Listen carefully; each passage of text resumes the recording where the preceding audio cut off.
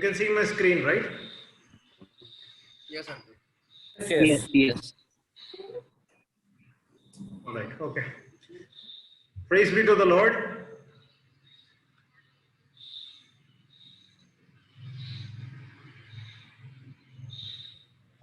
You want translation?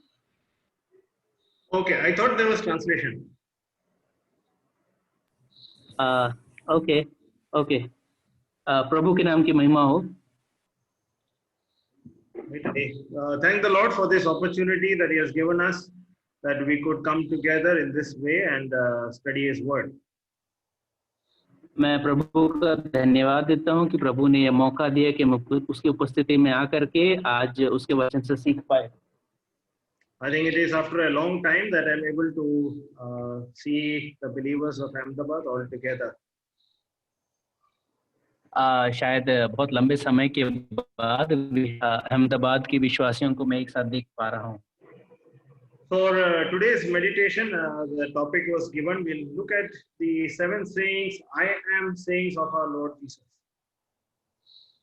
आज के मनन के लिए प्रभु यीशु मसीह द्वारा जो 7 मैं हूँ यूहन्ना के पुस्तक में जो हम पढ़ते हैं उसके बारे में हम देखने जा रहे हैं.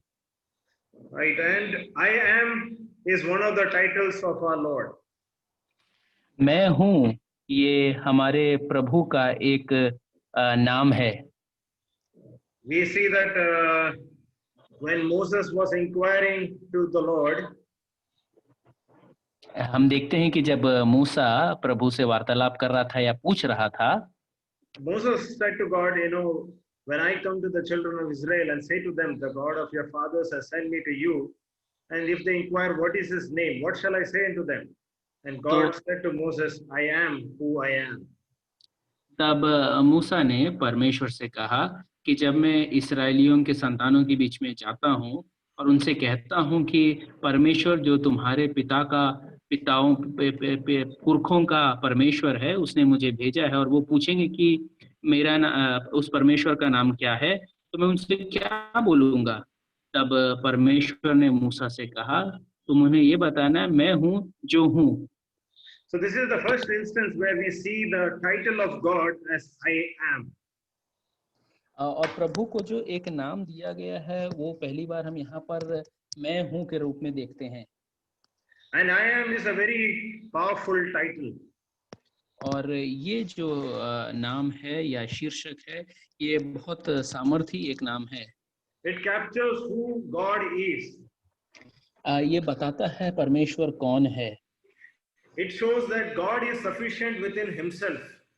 ये बताता है कि परमेश्वर अपने आप में परिपूर्ण है.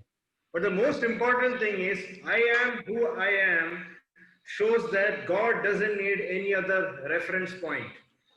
और मैं हूँ जो हूँ ये इसका जो खास बात ये है कि और कोई मानदंड की जरूरत नहीं है. It doesn't say I am because of somebody. ये नहीं बताता कि मैं हूँ किसी और के कारण. I am the king of some place. मैं किसी स्थान का राजा हूँ. It is a name which is unlimited. और ये एक ऐसा नाम है जिसका कोई सीमा रेखा नहीं है. A name which signifies the sovereignty of God. एक ऐसा नाम जो परमेश्वर के परम प्रभुता को दिखाता है. A name which shows that God is there with us. एक नाम जो ये हमें बताता है कि परमेश्वर हमारे साथ है. Looking at the current situation, there are a lot of troubles that are there going around us. आज की परिस्थिति को यदि देखा जाए तो हमारे चारों ओर बहुत सारी कठिनाइयां हैं. People are going through many trials. लोग बहुत सारे परेशानियों से होकर के गुजर रहे हैं. There are economic struggles.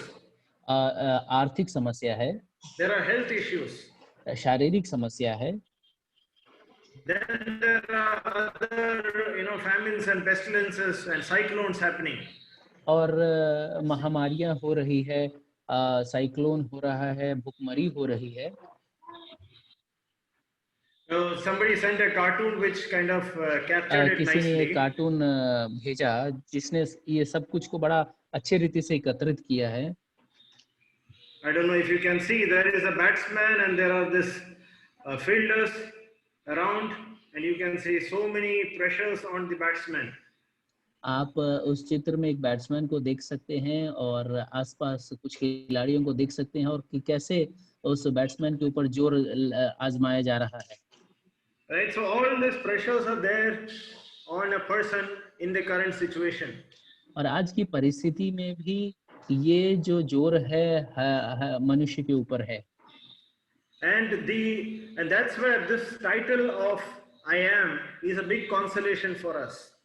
और इसलिए ये जो नाम है मैं हूँ, ये हमारे लिए बड़ी ही आश्वासन की बात है। It is that the Lord is telling us, just quoting the scriptures, be still and know that I am God.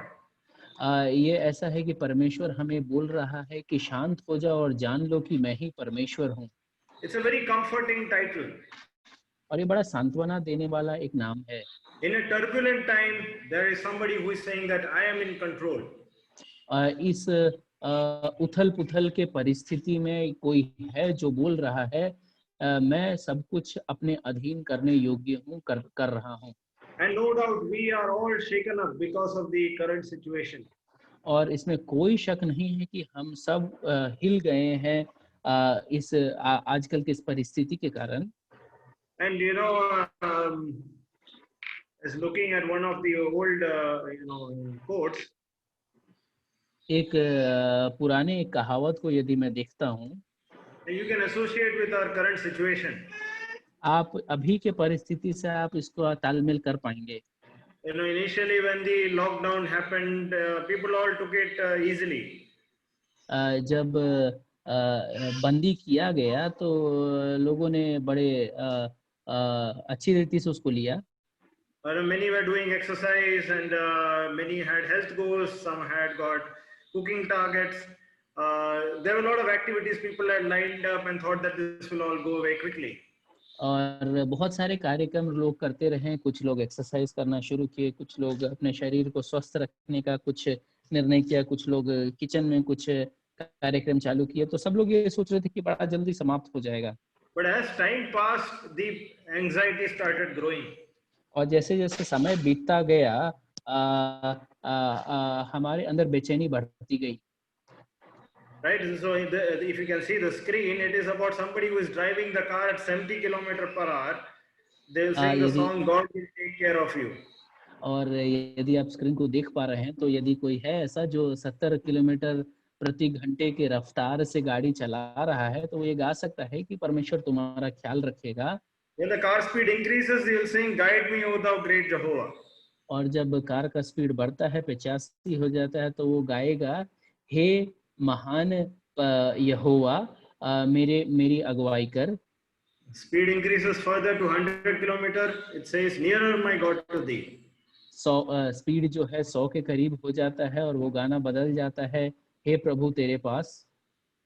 And then when he come to 120, the person gets more scared and he says, "Nearer, still nearer." और जब 120 के करीब आता है तो मनुष्य थोड़ा बेचैन होता है और कहता है और निकट और भी निकट। 135 kilometers and he is losing hope. He says, "This world is not my home." और 135 किलोमीटर अब वो उसका आशा जा रहा है और वो ऐसा कहता है ये संसार मेरा घर नहीं। Speed increases further. He is saying, "Lord, I am coming home." He has lost all hope by now. अब स्पीड और बढ़ जाता है, 150 हो जाता है और वो कहता है हे प्रभु मैं घर आ रहा हूँ। 160, he has lost everything. He feels now it is only going to be memories which are going to be left behind. और 160 और सब कुछ खो चुका है और वो ऐसा सोचता है कि अब सिर्फ अनमोल यादें रह जाएगी। This is how we react to the situations around us. और इसी प्रकार से आसपास की परिस्थितियों के प्रति हमारा भी बर्ताव होता है। So when we study the 7 I am sayings of our Lord Jesus, जब हम प्रभु यीशु के 7 मैं हूँ को पढ़ते हैं, सीखते हैं, we find great comfort in it. हम उसमें बहुत शांति पाते हैं। We see that the Lord Jesus gives us an understanding of who God is. और हम देखते हैं, हम पाते हैं कि प्रभु यीशु ये सिखाता है कि परमेश्वर कौन है। In the Old Testament, the Lord said, I am what I am. पुराने नियम में परमेश्वर ने कहा मैं जो हूँ सो हूँ। But coming to the New Testament, the Lord Jesus showed to us who the Father is. लेकिन नए नियम में जब हम आते हैं तो प्रभु यीशु ने ये दिखाया कि पिता परमेश्वर कौन है। And he took on earthly examples to make us easily understand. और उसने इस संसार से उदाहरण लिया ताकि हमें समझा सके बड़े आसानी से। For example, the very first I am saying of our Lord Jesus, which is he said in John chapter 6 and verse 35, I am the bread of life. उदाहरण के लिए जो पहला मैं हूँ प्रभु यीशु मसीह ने कहा, जिसको हम यूहन्ना उसके 6 अध्याय और उसके 35वें आयत में पाते हैं, वो इस प्रकार कहता है कि जीवन की रोटी मैं हूँ। He comes to me will never go hungry. जो मेरे पास आएगा वह कभी भूखा न होगा। He who believes in me will never be thirsty. और जो मुझ पर विश्वास करेगा वह कभी प्यासा न होगा। The Lord Jesus is taking the simple illustrations of hunger and thirst to explain to the people who he is. प्रभु यीशु मसीह ये बड़ा साधारण सा उदाहरण ले रहा है भूख और प्यास का, ये बताने के लिए कि वो कौन है। Hunger and thirst are two basic requirements of human beings. भूख और प्यास जो है एक मनुष्य का सबसे मूल जरूरत है। But also that the Lord Jesus is correcting the Jews of that time. लेकिन साथ ही साथ उस जमाने के यहूदियों को सुधार कर रहा है प्रभु यीशु मसीह। The Jews have been listening to his messages. ये यहूदी जो है उसके इन प्रभाषणों को सुनते आ रहे हैं। They have witnessed many miracles. उन्होंने बहुत सारे चमत्कार देख लिए हैं। They have seen the greatest miracle just now where the Lord fed a multitude. और यहाँ पर एक बहुत बड़ा अचंभा करने वाला कार्य उन्होंने देखा जहाँ पर प्रभु ने हजारों को खिलाया। And even after that, these people are still doubting. They are looking for a sign. उसके बाद भी ये लोग एक चिन्ह का इंतजार कर रहे हैं और शक कर रहे हैं। They said, no, Moses used to give us the bread from heaven. वो कहते हैं कि मूसा तो हमको स्वर्ग से रोटी देता था। But the Lord Jesus corrected them and told that it is not Moses, it is the Father who gave the bread from heaven. लेकिन प्रभु यीशु मसीह ने उनको सुधारा और कहा कि वो मूसा नहीं था, लेकिन पिता था जिसने स्वर्ग से रोटी दिया। It is the Lord Jesus. He is telling that I am the bread of life. ये प्रभु यीशु मसीह है जो कह रहा है मैं ही जीवन का रोटी हूँ। He is giving a spiritual dimension to this earthly or a physical need. और वो उसे एक आत्मिक परिमाण दे रहा है, एक सांसारिक उदाहरण लेकर के। Oh, these Jews are just thinking about their earthly sustenance.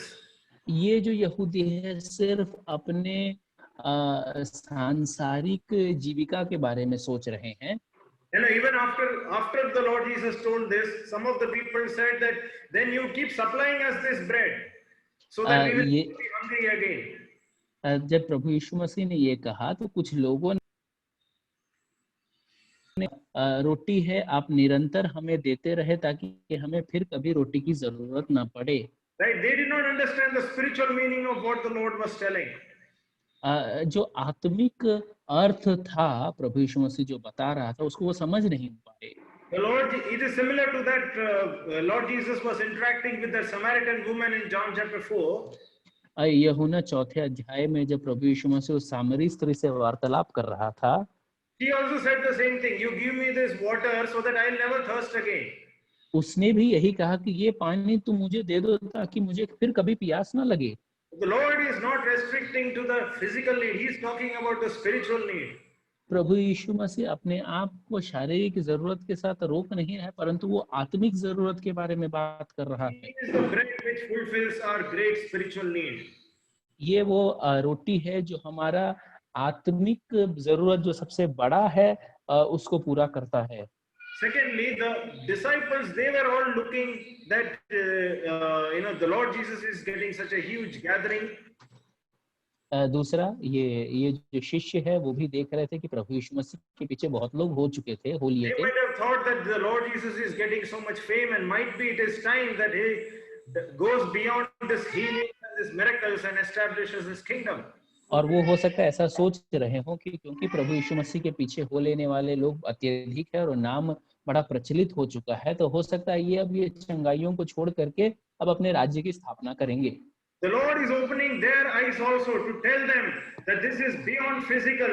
He is the bread of life.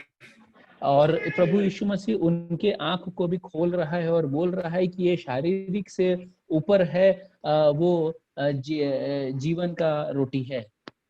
So this is the first I am. The Lord Jesus is telling that he is the bread which has come down from heaven to और fulfill ये the spiritual need for eternity. और ये वो पहला मैं हूँ जो प्रभु यीशु मसीह ने कहा कि वो आत्मिक जरूरत को पूरा करने के लिए स्वर्ग से उतर आया है। Now we come to the second one, which is in John chapter 8. अब हम दूसरे में आते हैं जो कि यूहन्ना 8वें अध्याय में है। And in verse 12 we read, when Jesus spoke again to the people, he said, I am the light of the world. Whoever follows me will never walk in darkness, but will have the light of life.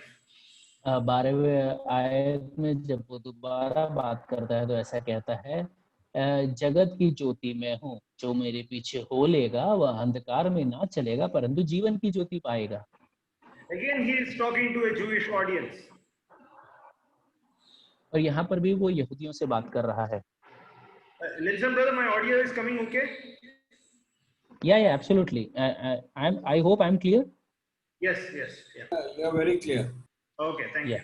you. All right. So in verse 12, the Lord has in mind you can see the lampstand photo there, is the Jews associated light and glory with this candle stand. जो चित्र में आप जो दीवट को देख रहे हैं, यहूदी जो है रोशनी और महिमा को इस दीवट के साथ जोड़ के देख पाते थे। When the Jews journeyed through the wilderness, जब मरुभूमि से होकर के यहूदी गुजर रहे थे, the glory of the Lord journeyed with them. परमेश्वर का महिमा उनके साथ यात्रा करता था। Shekinah glory would come on the tabernacle. Shakina glory उस तंबू के ऊपर आ जाता था। And before, when they went into captivity in Babylon, जब वो बाबेल में बंधुआई में गए, right, that time this glory stopped. This Shekinah glory stopped coming. उस समय ये शकीना ग्लोरी आना बंद हो गया था। Right, and then after that, even in the second temple, और उसके बाद दूसरे मंदिर में भी they had only this lampstand. उनके पास And in fact, they had only this copper. They had the copper lampstand. और उनको सिर्फ ये तांबा का ही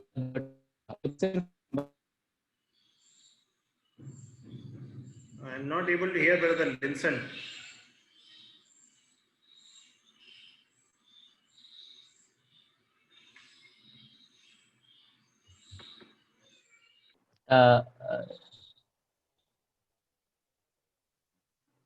No, you said about my signal or brother signal? Yeah, yours was Leslie uncle? little down. Yeah, Linson's was down. Okay. Yeah, you can there is- continue, brother. Okay. Can the host mute the current line? One second. What? Which one? Yeah. I did, yes. Okay. Can you hear me? No, but there's this echo. Yeah. No, you didn't mute me.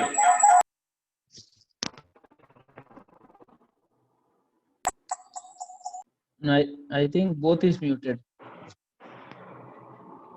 Now? Echo is there. The echo is there. You can switch off one. I think your connection was okay. Mine was the issue. You can disconnect one. You're muted on both. Dennis brother, your audio was absolutely right. There was no issues with your connection.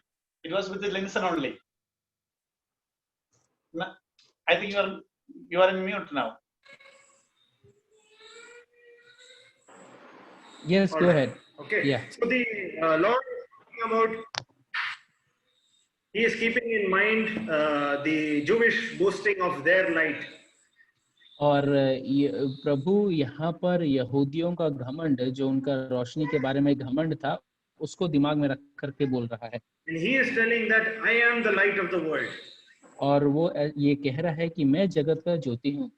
And the Jews also understood light as a characteristic of God.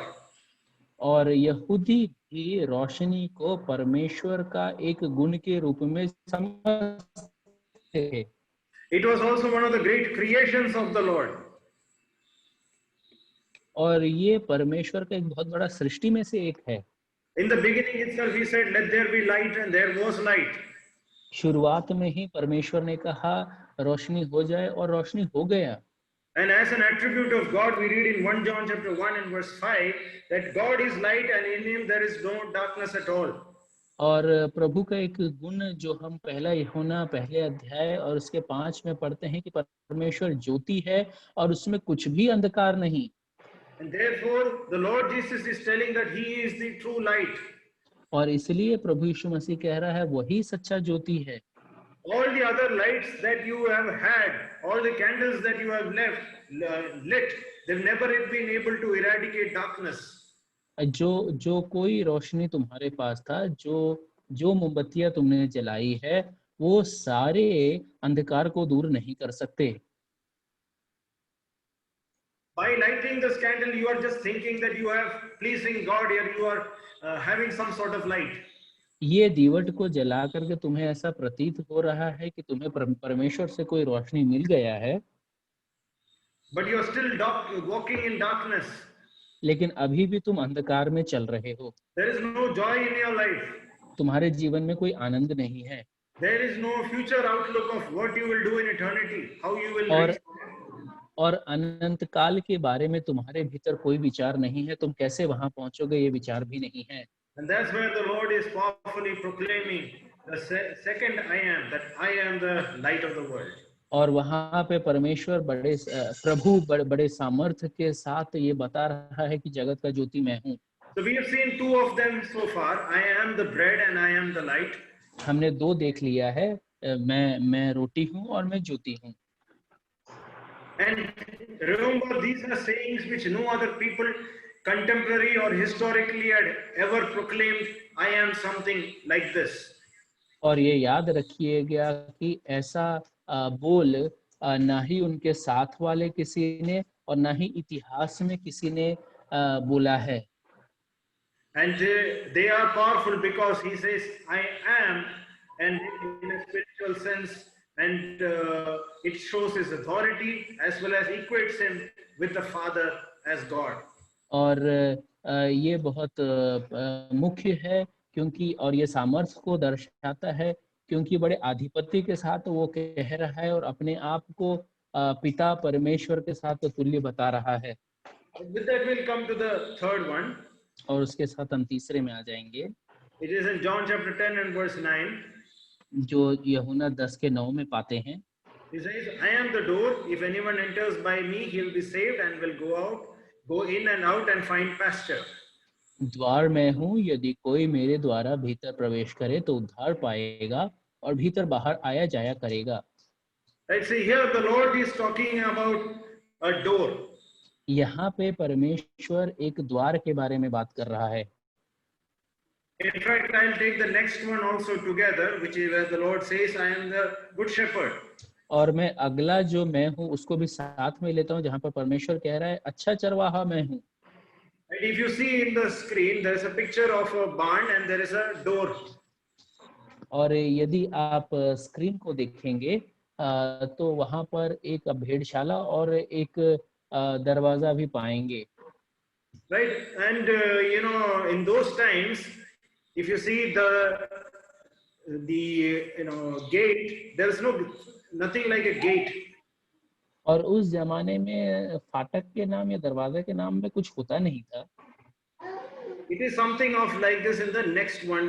If you can see, you see there is a barn ये and कुछ there इसका is a opening there, and the shepherd is sitting at that place. और अगला चित्र जो आप पाएंगे वो एक खलिहान है और एक छोटा सा प्रवेश द्वार है और जो चरवाहा है वहां बैठता है। The Lord Jesus is telling that he has this in mind when he says, I am the door. और प्रभु यीशु मसीह कह रहा है कि उसके मन में ये विचार है जब वो कह रहा है मैं दरवाजा हूँ। He is sitting at the door. वो द्वार पर बैठा है। He is guarding and protecting us. वो सुरक्षा दे रहा है और संभाल रहा है हमें। He himself is putting his life on the line. और वो अपना प्राण जो है रेखा पर रख रखा है। And you know, that's where the Lord Jesus says, I am the good shepherd. और वहीं पर प्रभु यीशु मसीह कहता है अच्छा चरवाहा मैं हूँ। And the good shepherd lays down his life for the sheep. और अच्छा चरवाहा अपना प्राण भेड़ों के लिए अर्पण करता है, दे देता है। Right? So when you know the sheep is inside, और जब ये भेड़ भीतर होता है, the wolf, if it tries, it has to attack the sheep. It has to come through the door. और यदि भेड़िए को इस भेड़ पर आक्रमण करना है तो दरवाजे से होकर के ही आना है। He has to first take care of the shepherd before it attacks the sheep. और भेड़ पर आक्रमण करने से पहले उसे चरवाहे का ख्याल रखना पड़ेगा। And that's what the Lord Jesus is telling. और यही प्रभु यीशु मसीह बता रहा है। And when he talks about the door, he says that all who came before me, all who are before me, are thieves and robbers. और जब वो दरवाजे के बारे में, द्वार के बारे में एक बात करता है तो वो कह रहा है कि जो मेरे पहले आए हैं वो चोर और डकैत थे। Right? And not they, the word used is all that ever came before me are thieves, are currently thieves.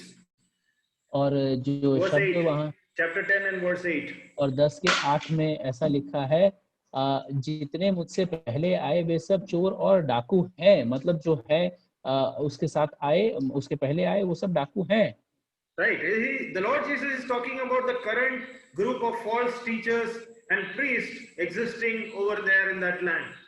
और उस समय उस स्थान में जो झूठे शिक्षक और जो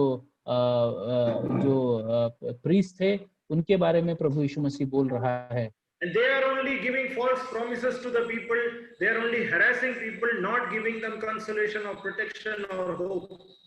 और वो लोग झूठा आश्वासन ही दे रहे हैं, लोगों को सांत्वना नहीं दे रहे, झूठा आशा दिखा रहे हैं। The Lord likens those people like thieves. और प्रभु उनको चोर के माफिक देखता है।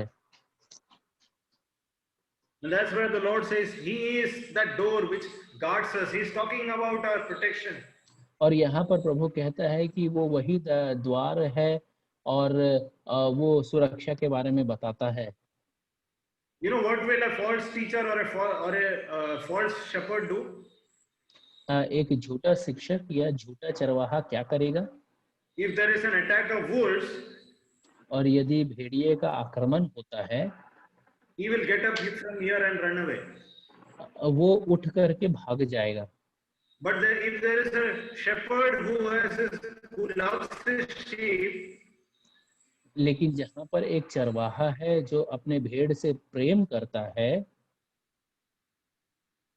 right, and that sheep is his livelihood, और ये जो भेड़ है उसका जीविका है, then he will fight for it. तो वो उसके लिए लड़ेगा, He will protect it. वो उसका सुरक्षा करेगा, He will not let that sheep be stolen away. और उसको, उस भेड़ को चोरी किए जाने से वो रोकेगा। It is talking about the great security that we have in our Lord Jesus. ये प्रभु यीशु मसीह में हमारा जो बड़ा सुरक्षा है उसके बारे में बता रहा है। Again, through this title of I am the door and I am the good shepherd, the Lord is talking about, he's hitting out at these Jews and their hypocrisy. और यहाँ पर द्वार मैं हूँ और अच्छा चरवाहा हूँ मैं, ये बोल करके प्रभु यहूदियों पर ताना कस रहा है। At the same time, making bold claims that I am, by saying I am the door, he is giving security, an eternal security, which only God can provide. उसके साथ साथ बड़ा ही साहसिक दावा प्रभु यीशु मसीह कह रहा है, ये बोल करके कि द्वार मैं हूँ और अच्छा चरवाहा मैं हूँ। And by saying that I am the good shepherd, he is showing his care for the sheep. और अच्छा चरवाहा कह करके वो भेड़ के लिए उसका जो ख्याल है वो दिखा रहा है। Right? If we go to Psalm 23, यदि हम भजन 23 में जाते हैं, there we see the Lord shown a picture of the Lord as a chief shepherd. वहां पर प्रभु को मुख्य चरवाहे के रूप में दिखाया गया है। Here we read one particular phrase like this. और वहां पर एक जो शब्द हम इस प्रकार से पढ़ते हैं, And it says like this, he leadeth me beside still waters. वह मुझे वह मुझे सुखदाई जल के झरने के पास ले चलता है। Right. So the word there is still waters, is waters which are stilled or waters which have been made calm. और वहां पर जो जल बताया गया है वो सुखदाई जल है, या जो जल है जिसको शांत किया गया है। You know that sheep is a very vulnerable animal. क्या आप जानते हैं ये जो भेड़ है बड़ा ही भेद्य एक जानवर है। It doesn't have a very strong defense system. और उसको खुद का सुरक्षा करने के लिए जो प्रणाली है उसके भीतर बहुत मजबूत नहीं है। It depends on the shepherd to protect it. और वो पूरी तरह से चरवाहे पर आश्रित है उसकी सुरक्षा के लिए। Also, it struggles with drinking water from a running stream. और बहते हुए पानी से पानी पीना उसके लिए कठिन बात है। So, because you know what happens if the stream is running and it puts its leg in the water, the wool will absorb all the water, it will become heavy and it will pull it down inside the water. और यदि बहते हुए पानी में वो पीने की कोशिश करेगा और उसमें यदि वो पैर डालता है तो जो रुई है या जो ऊन है वो पूरा पानी को सोख लेगा और वो भारी हो जाएगा और पानी में दब जाएगा। So what the shepherd does is he will put stones across the running stream to calm the waters. और तो चरवाहा क्या करता है, जो बहते हुए पानी के रोकने के लिए पत्थरों को लगाता है। And when the water is calm, the sheep is comfortable in drinking that water. और जब पानी शांत हो जाता है तो ये भेड़ बड़े आराम से पानी को पी पाता है। And that's what the psalmist has in mind when he says, he leadeth me beside still waters. और यही विचार भजन संहिता लिखने वाले के मन में है, वह मुझे सुखदाई जल के झरने के पास ले चलता है। Waters which have been made still. जल जिसे सुखदाई बनाया गया है या थाम दिया गया है। And same with crossing the stream also. और इस जल को पार करने में भी यही विचार है। Right, with the wool it will not be able to cross across और a wide stream. और ऊन होने के कारण उसको पार करना मुश्किल होता है। And we, you know, in our current situation, it is the same Lord who is there with us, who leads us beside still waters, calmed waters. आज की परिस्थिति में भी ये वही परमेश्वर है जो हमें सुखदाई जल के झरने के पास ले चलता है। With that, let's move to the next I am saying of our Lord. इसके साथ ही हम अगला मैं हूँ प्रभु ने जो कहा उस पर आएंगे। It is in John chapter 11. और ये हम यूहन्ना 11वें अध्याय में पाते हैं। Here the Lord says, I am the resurrection and the life. मैं ही पुनरुत्थान और जीवन हूँ। This has been one of the most boldest proclamations of our Lord. और हमारे प्रभु का बड़ा ही सबसे साहसिक कथनों में से एक है। Lazarus has died, लाजर मर चुका है, but the Lord still says to his disciples, our friend Lazarus sleeps. लेकिन तब भी प्रभु अपने शिष्यों को कहता है हमारा मित्र लाजर सो रहा है। You know, you see that very unique phrase happening at this place. और यहाँ पर इस स्थान पर एक खास मुहावरा या वाक्यांश का इस्तेमाल आप देख पाते हैं। For a dead man, the Lord is using the term friend. एक मरे हुए मनुष्य के लिए प्रभु एक शब्द का इस्तेमाल कर रहा है, मित्र। Our friend Lazarus sleeps. हमारा मित्र लाजर सो रहा है। Nobody has told for a dead man that he is still my friend. कोई भी मरे हुए मनुष्य के लिए ऐसा नहीं बोलता कि वो अभी भी मेरा मित्र है। Right? He is dead and gone. वो मर चुका है और जा चुका है। But the Lord Jesus is changing that whole, understanding. और यहाँ पे प्रभु यीशु मसीह उस विचार को ही बदल रहा है। And here he is talking to Martha. और यहाँ पर वो मार्था से बात कर रहा है। Martha has got a half understanding. She says, if you had been there, then Lazarus would not have died. Martha को आधा ही ज्ञान था और वो कह रही है कि यदि तू यहाँ होता तो लाजर नहीं मरता। She doesn't know that he is having the power over life itself. और उसको ये नहीं मालूम था कि प्रभु को जीवन के ऊपर भी सामर्थ्य है, शक्ति है। And to her and to all the unbelievers who were standing there, और उसके साथ साथ बहुत सारे अविश्वासी वहां पर खड़े थे। the doubting Jews are still standing around. शंका करने वाले यहूदी वहां पर एकत्रित हैं। He wants to make this bold proclamation that I have power over life. और यहाँ पर वो निर्भीक या साहसिक कथन कह रहा है, मैं ही जीवन हूँ। See, Jesus was not very far away. यीशु मसीह बहुत दूर नहीं था, He was nearby only. वो पास में ही था। Right? See, we read that he was only 15 furlongs away. हम पढ़ते हैं कि सिर्फ 15 गज दूर था वो। Right, and 15 furlongs is like one furlough is 600 feet. और 15 गज दूर मतलब एक फरलंग जो है 600 फीट के बराबर है। So 15 furlongs equates to about 3.5 kilometers approximately. और 15 गज मतलब 3.5 kilometre. Right, so it is not a far distance, you know, even in those times if you walk you could do it in 1 hour. और ये बहुत दूर नहीं था, और यदि उस जमाने में भी आप चलते तो 1 घंटे में तो पहुंच ही जाते।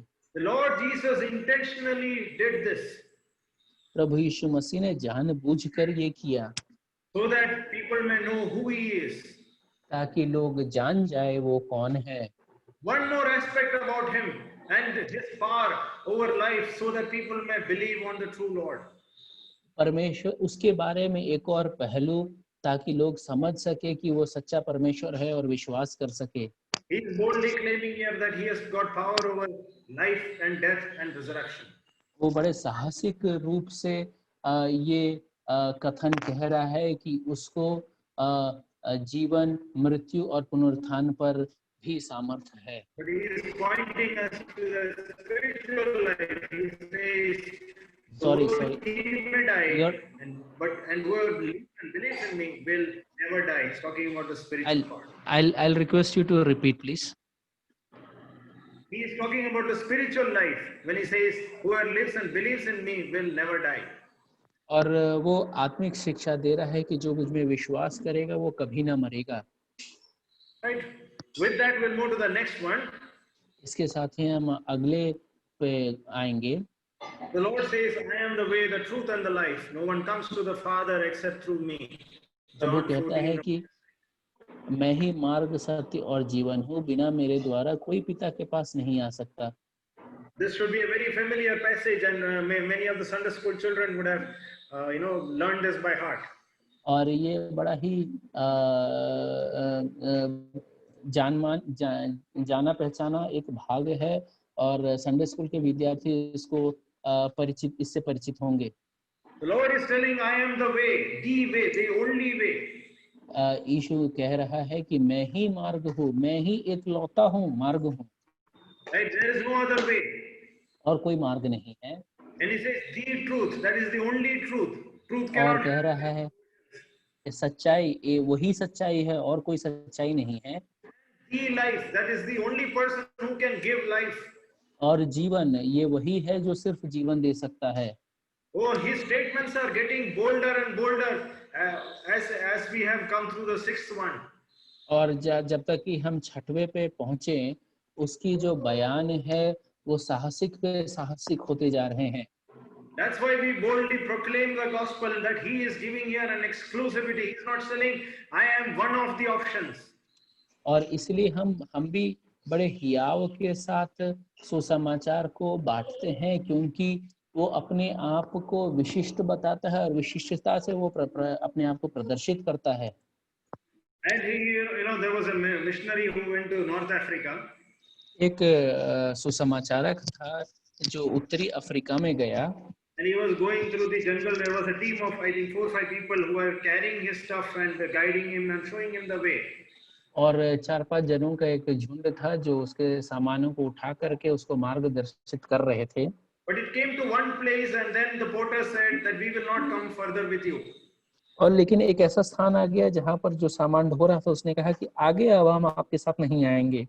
They said this is the safest point. Beyond this village, it's all dangerous. The way is not good. There are animals. There are many other dangers.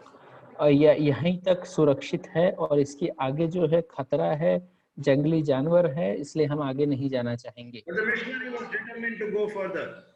लेकिन ये जो सुसमाचारक था वो आगे जाने के लिए पूर्णतः तैयार था। He said, I have to go. He told to the chief of that village, you make some arrangements so that I can go. उसने कहा कि मुझे जाना ही है और इसलिए आप कोई व्यवस्था करके दीजिए। उसने वहाँ के उस गांव के अगुवे से कहा। So he called one person from the village. उसने गांव से एक मनुष्य को बुलाया। He is a very big built man. और बड़ा अच्छा हट्टा कट्टा एक आदमी था। He had lot of bruises on his body. और उसके शरीर में बड़े चोट सारे दिख रहे थे। Well, there are scars, bruises which are healed. ऐसे चोट जो कि ठीक हो चुके थे। Right, and he agreed, and he was taking the missionary further. और वो मान गया और वो इस प्रचारक को लेकर के आगे बढ़ा। And on the way, the missionary was speaking to this man. और रास्ते भर ये प्रचारक इस मनुष्य से बात करता रहा। And he asked him, like, how come there are so many scars on your body? तब उसने कहा कि कैसे तुम्हारे शरीर के ऊपर इतने दाग हैं या निशान हैं? He said, this is because I've gone through this way. वो इसलिए क्योंकि इस मार्ग से मैं होकर चल चुका हूँ। I had to fight animals and many deadly foliage to cut way across through this forest. कई सारे जानवरों से लड़ना पड़ा और जो पत्ते झाड़ पत्तों को काटना पड़ा इस जंगल से निकलने के लिए। And it's only me who knows the way through this place. और इस स्थान से होकर के जाने वाला रास्ता सिर्फ मैं ही जानता हूँ। He said, I am the way. उसने कहा मैं ही मार्ग हूँ। Whatever way I come through this forest, that is the way. जो मार्ग में लेकर के मैं चल रहा हूँ वही मार्ग है। He said, nobody else will be able to make another way over here. और कोई यहाँ पर एक और मार्ग नहीं बना पाएगा। But the Lord Jesus has the same idea, but in a different dimension altogether. प्रभु यीशु मसीह के भीतर भी यही विचार था, लेकिन वो विचार बिल्कुल अलग था। He has made a way all the way to heaven. उसने एक मार्ग तैयार किया है जो स्वर्ग तक जाता है। And he is the truth, the full embodiment of truth, the truth in which there is no falsehood. He represents the Father unto us. और वो सच्चाई है और परिपूर्ण सच्चाई है जिसमें झूठ का अंश भी नहीं है और वो पिता को हमारे समक्ष लेकर के आया है। But what is the benefit of knowing the way, of knowing the truth? But if there is no benefit for us, he says, I am the life as well. मार्ग जान के, सच्चाई जान के फायदा क्या, इसलिए वो बोलता है कि मैं रोशनी भी हूँ।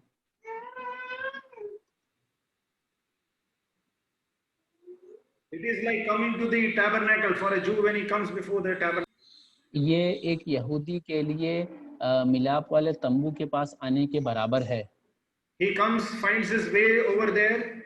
वो आता है अपने मार्ग को ढूंढ करके, Oh, he sees all the articles within the tabernacle and sees the glory of God, the truth about God. वो वहां पर तंबू में रखे हुए चीजों को देखता है, सच्चाई, परमेश्वर की सच्चाई को देखता है, परमेश्वर की महिमा को देखता है।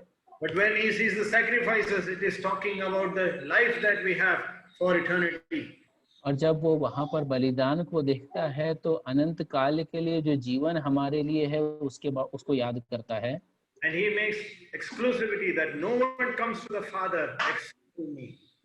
लेकिन वहां पर वो विशिष्टता बताता है कि कोई भी पिता के पास मेरे अलावा नहीं आ सकता। He is the only way. वही एकमात्र मार्ग है। Sorry, I'm extending my time. 5 more minutes, I'll close. I'll come to 5 और मिनट में लूंगा, समाप्त करूंगा। the last one. He says, I am the vine. और आखिरी का जो कहता है मैं ही दाख हूँ। Here the Lord Jesus is talking about the church. और यहाँ पर प्रभु यीशु मसीह कलीसिया के बारे में बात कर रहा है। Right here, the nation of Israel was shown as a vine.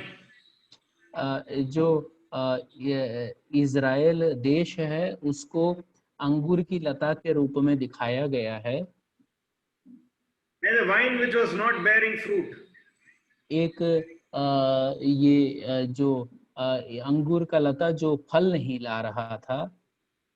And the master sent many servants to check on the vineyard. और मालिक ने बहुत सारे सेवकों को इस दाख की बाग को देखने के लिए भेजा। Oh, but the nation did not listen to him. लेकिन राज्य ने उसका नहीं सुना।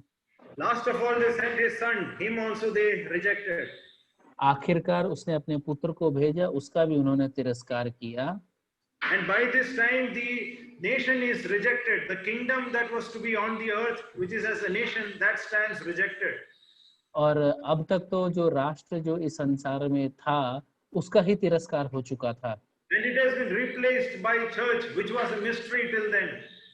और उसको चर्च से, कलीसिया से बदल दिया गया है जो तब तक छुपी हुई एक बात थी। And all the blessings that were given, which were supposed to be for the kingdom, that is of the Jews, are now been given to the church. और सारी आशीषें जो यहूदियों के राष्ट्र को दिया जाना था वो कलीसिया को दे दिया गया। Of course, this is for a temporary time. हाँ, ये थोड़े समय के लिए ही है।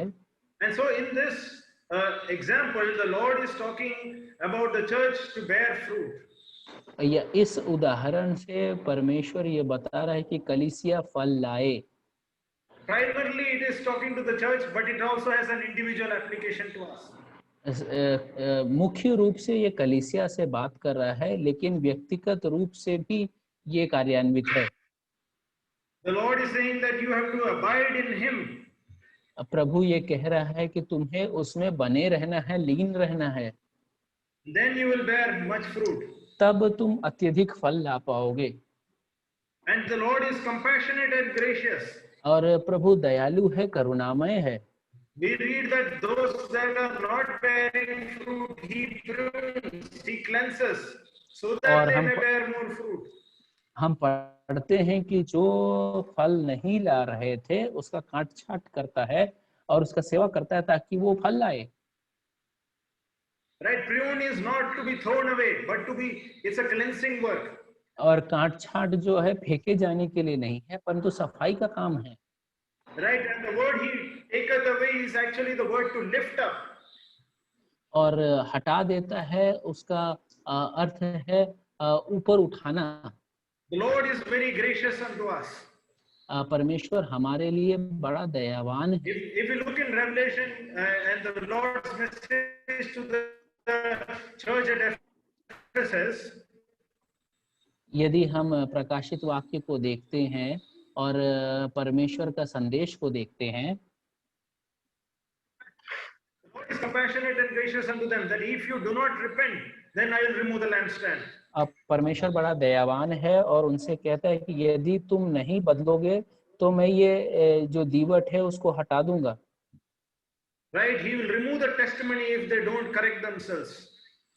वे उसके गवाही को, परमेश्वर उसके गवाही को हटा देगा यदि वे अपने आप को नहीं सुधारते हैं। But the most important thing in this passage is about abiding in Christ. लेकिन इस भाग का सबसे प्रमुख बात है प्रभु में बना रहना। Right? The vine and its branches, the branches of the vine are useless for any other activity in terms of furniture. ये दाख और उसके जो ब्रांच है वो किसी भी सामग्री को बनाने के काम में नहीं आता है, वो बेकार है। It's not even good to make a hook. ये हुक बनाने के कार्य इस्तेमाल किया जा सकता है। And so we, it is beautiful to see the comparison that the Lord made about us. One is we are called as sheep, and here we are called as vine branches. ये देखने बड़ा रुचिकर है, जहाँ पर एक जगह प्रभु हमें भेड़ के रूप में बता रहा है और दूसरे जगह यहाँ पर हमें दाख की बारी के बारी से तुलना कर रहा है। Sheep is a vulnerable, non-intelligent animal. भेड़ जो है बड़ा ही कमजोर एक प्राणी है, जानवर है। We see vine branches which are also not having much utility.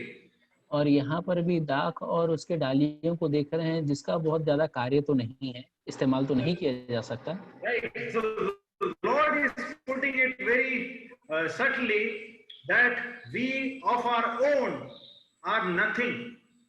बड़े साधारण रूप से परमेश्वर ये समझा रहा है कि हम अपने आप में कुछ भी नहीं हैं।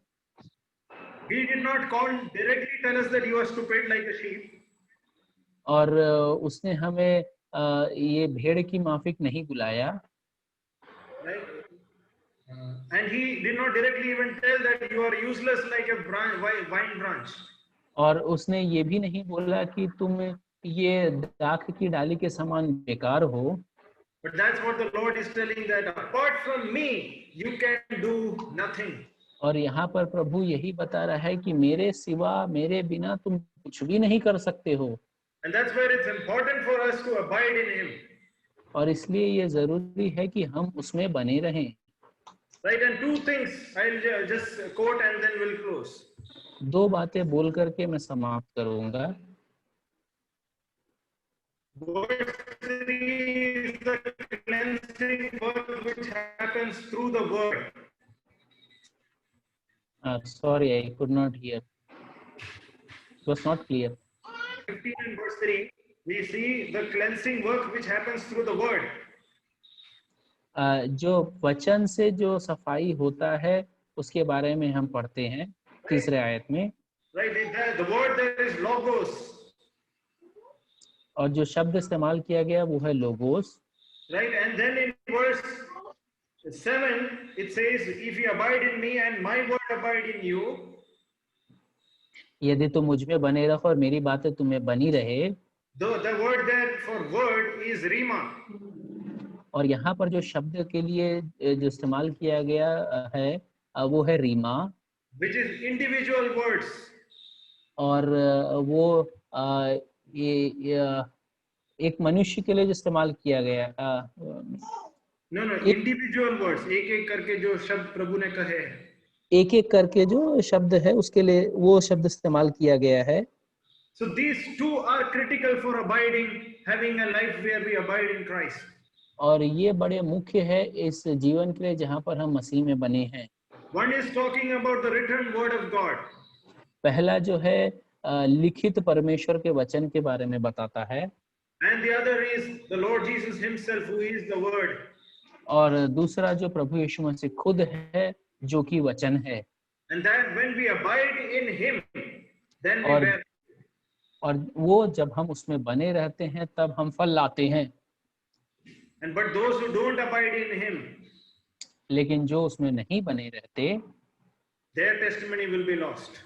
उनका गवाही जो है नाश हो जाएगा, All बर्बाद of हो the जाएगा। world will make fun of them. संसार उनका मजाक उड़ाएगा। It is not, the portion doesn't talk about the judgment of the Lord, but what the world will do to them. ये परमेश्वर के न्याय के बारे में नहीं बता रहा है, लेकिन संसार उसका मजाक उड़ाएगा, ऐसा बता रहा है।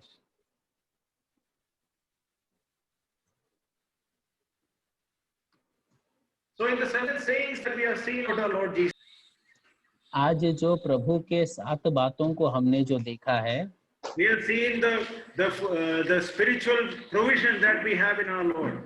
जो आत्मिक व्यवस्था प्रभु में है वो हमने देखा। He is the bread who can fulfill our eternal hunger.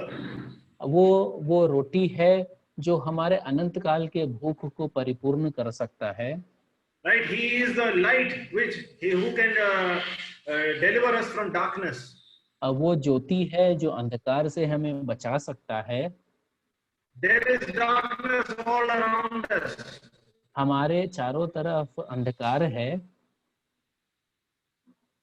But here is one who is proclaiming that I am the light. यहाँ पर एक ऐसा है जो कह रहा है मैं ज्योति हूँ। The next one is he saying I am the door, talking about a protection in Christ. और दूसरा वो बता रहा है मैं द्वार हूँ, प्रभु में जो सुरक्षा है उसके बारे में। He's talking about eternal security. None can pluck us out from his अनंत काल hands. की सुरक्षा के बारे में बता रहा है कि कोई भी उसके हाथ से छुड़ा नहीं सकता। Next we see that he is the good shepherd, the shepherd who laid down his life for the sheep. He already laid it down. अगला जो हम देखते हैं वो अच्छा चरवाहा है जो अपना प्राण अपनी भेड़ों के लिए त्याग देता है, और उसने अपना प्राण दे ही चुका है। वो He has gone through so much sufferings. आज वो बड़े कष्ट से होकर के अभी वो बड़े कष्ट से होकर के गुजर चुका है, And therefore he is our great high priest. और इसलिए वो हमारा बड़ा महायाजक है। Next we see that he is God, resurrection and the life. और अगला हम देखते हैं कि वो पुनरुत्थान और जीवन है। Next we see that he proclaims his exclusivity in terms of the way, the truth and the life. और वो अपनी विशिष्टता को बताता है कि मार्ग, सत्य और जीवन मैं हूँ। And lastly he says I am the vine. He desires that we are fruitful.